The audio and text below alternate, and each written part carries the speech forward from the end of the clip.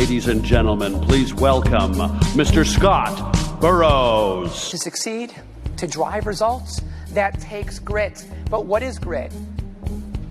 Grit, my friends, is your passion to persevere, to be resilient in your pursuit when it comes to reaching your goals this day, this week, this month, this quarter, and especially when all else beckons you just to give in, quit, or even worse, stay where you are. When you know what you're fighting for, when you know your purpose, your cause, your why you do what you do for a living, as account reps, territory managers, service providers, get ready to realign your mindset to transform your results.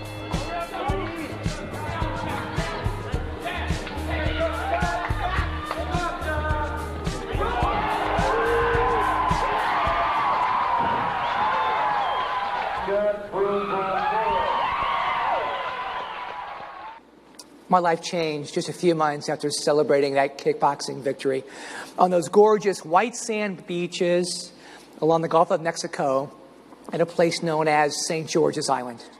You see, when we walked back to camp, another friend was waiting for us, and he simply said this. He said, "Do the two of you mind taking a ride down the beach to go find some more firewood to keep our bonfire burning throughout the night?"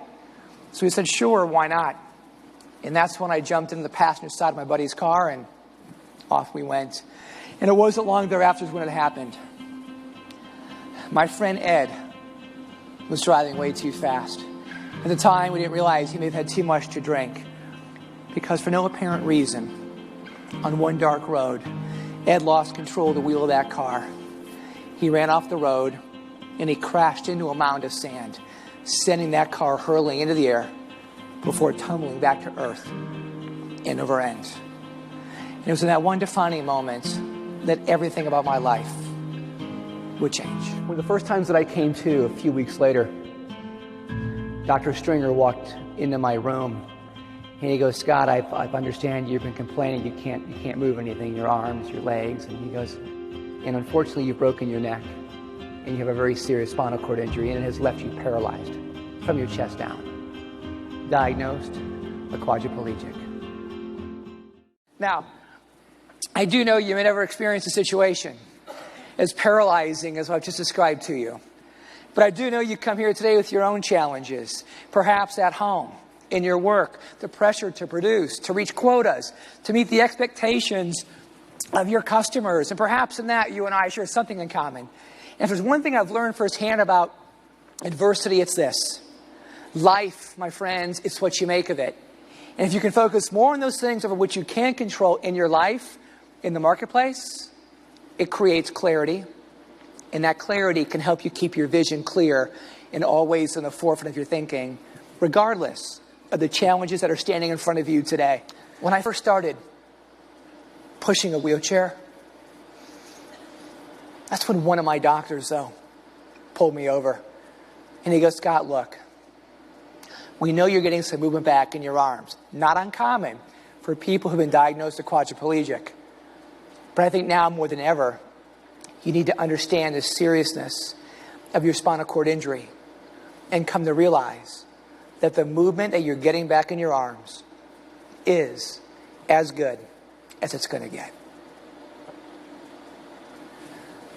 I don't know if that is exactly what he said, but what I heard was, you might as well go ahead right now and give up hope.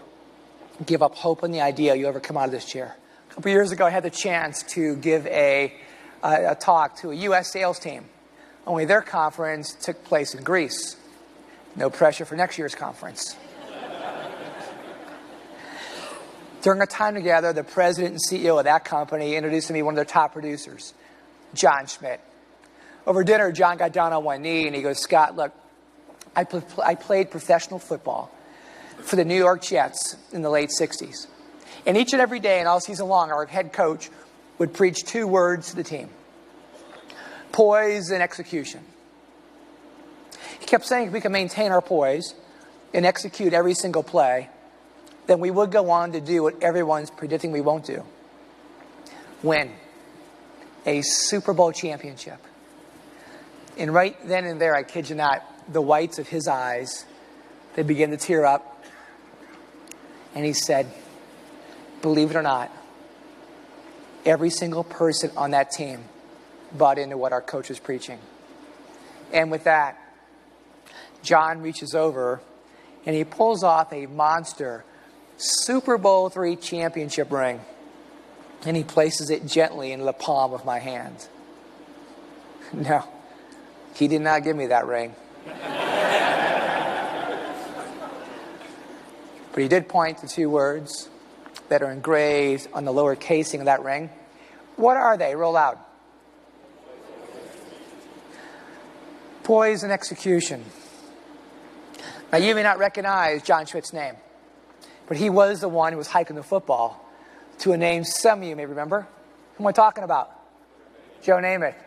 Decades later, having the opportunity to be involved in sports, I too learned about the strength of poise and execution. Poise and execution is what?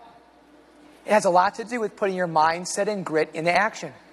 Like your willingness to educate and re-educate yourself, perhaps each and every day on your existing products, as well as new products coming to market, and to make sure that what you know gets translated in a very precise way to your end users, your customers. Today, if I got out of my wheelchair and I lie down, no matter how hard I try, I cannot do a setup.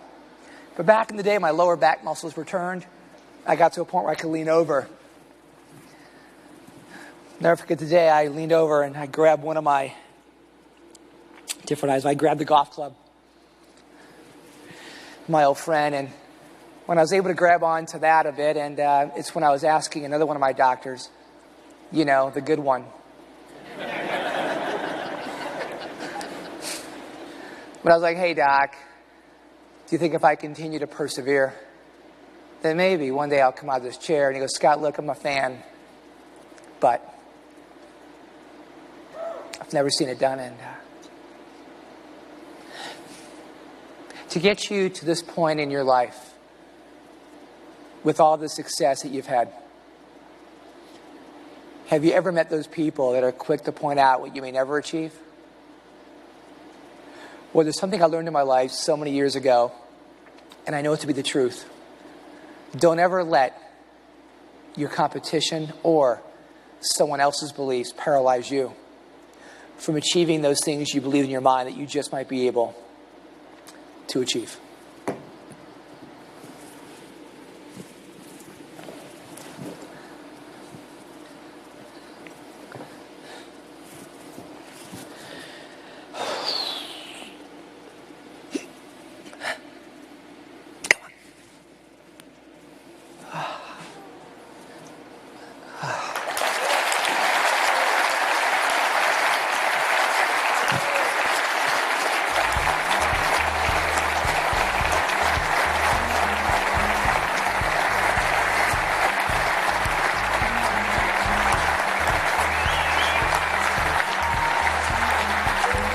When it comes to vision, be willing to see complete success in your mind's eye first. So let's talk about that one for a moment. Right now, from my understanding, you are the 23rd largest player. 5 years from now, you'd love to be in the top 15. But to do it, you can't do it on your own. You got to do it collectively. Now start thinking right now what you need to do each and every day, regardless of whatever your job responsibilities may be. Now imprint that outcome. Do it so frequently that your mind can no longer tell the difference between your heavily etched idea and what is real. And in doing so, like me, laying there paralyzed, it becomes your belief, which now becomes what? Your reality.